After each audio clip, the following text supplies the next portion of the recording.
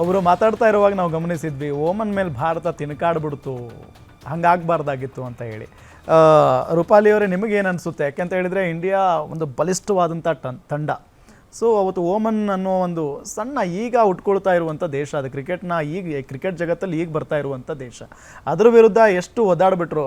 ಏನು ಹೇಳ್ತೀರಿ ಅದ್ರ ಬಗ್ಗೆ, ಮೊನ್ನೆ ಮ್ಯಾಚ್ ಬಗ್ಗೆ? ಒಂದೊಂದು ಟೈಮ್ ಆಗುತ್ತೆ ಸರ್, ಏನು ಮಾಡೋಕ್ಕಾಗಲ್ಲ.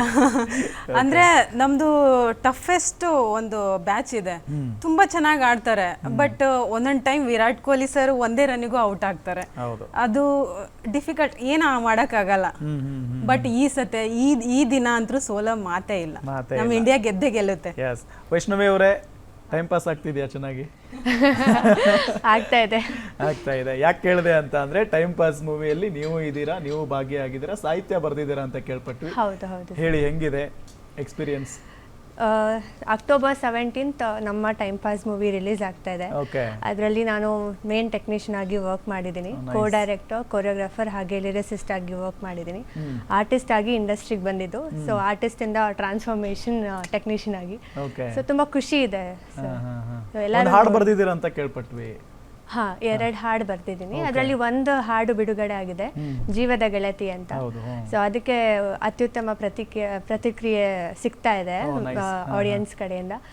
ನಾವು ಒಂದು ಕಾಂಟೆಸ್ಟ್ ಇಟ್ಟಿದ್ದೀವಿ, ರೀಲ್ಸ್ ಮಾಡಿ ಅದನ್ನ ನಮ್ಮ ಪೇಜ್ಗೆ ಕೊಲಾಬ್ ಮಾಡಿದ್ರೆ 1 ಲಕ್ಷ ಬಹುಮಾನ ಅಥವಾ ಐಫೋನ್ ಸಿಗುತ್ತೆ. ರೀಲ್ಸ್ ಮಾಡಿದ್ರಾ ಅಥವಾ ವ್ಯೂಸ್ ಚೆನ್ನಾಗಿ ಹೋಗ್ಬೇಕಾ? ಇಲ್ಲ, ಯಾರು ಕ್ರಿಯೇಟಿವ್ ಆಗಿ ಚೆನ್ನಾಗಿ ಮಾಡ್ತಾರೋ, ವ್ಯೂಸ್ ಮ್ಯಾಟರ್ ಆಗಲ್ಲ ನಮಗೆ. ಕ್ರಿಯೇಟಿವ್ ಆಗಿ ಯಾರು ಚೆನ್ನಾಗಿ ಮಾಡ್ತಾರೋ ಅವರಿಗೆ ಖಂಡಿತವಾಗ್ಲೂ 1 ಲಕ್ಷ ಕ್ಯಾಶ್ ಪ್ರೈಸ್ ಅಥವಾ ಐಫೋನ್ ಪಕ್ಕ ಸಿಗುತ್ತೆ. ನೋಡಿ ವೀಕ್ಷಕರೇ, 1 ಲಕ್ಷ ಬಹುಮಾನ, ಒಂದು ಐಫೋನ್. ಸೊ ಟ್ರೈ ಮಾಡಿ ನೀವು ಕೂಡ. ಸರಿ, ಕ್ರಿಕೆಟಿಗೆ ಬರೋದಾದ್ರೆ ನಾವು ಏಷ್ಯಾ ಕಪ್ ಅಂತ ಬಂದಾಗ ಆಲ್ಮೋಸ್ಟ್ ನಮ್ಮ ಭಾರತದ ಹಿಡಿತದಲ್ಲಿನೇ ಇದೆ ಏಷ್ಯಾ ಕಪ್. ಸೊ ಇಂಥ ಏಷ್ಯಾ ಕಪ್ನಲ್ಲಿ ಇವತ್ತು ಭಾರತ ಮತ್ತು ಪಾಕಿಸ್ತಾನ ಬದ್ಧ ವೈರಿಗಳು ಮ್ಯಾಚ್ ನಡೀತಾ ಇದೆ. ಸರ್, ಮೊನ್ನೆ ಓಮನ್ ವಿರುದ್ಧ ಮ್ಯಾಚ್ ಆಡುವಾಗ ಸೂರ್ಯಕುಮಾರ್ ಬ್ಯಾಟಿಂಗ್ಗೆ ಬರಲಿಲ್ಲ.